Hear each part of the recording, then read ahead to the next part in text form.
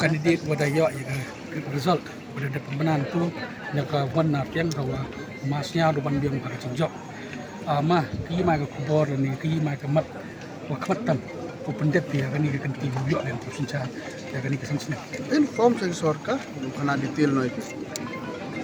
That is the best idea, I think. We shouldn't talk ahead. Let us form the new government first in place. tapi mai ke kubor yang pi yang pat yang penjok yang Kubor. kubor I'll do best for my people. yes Tapi,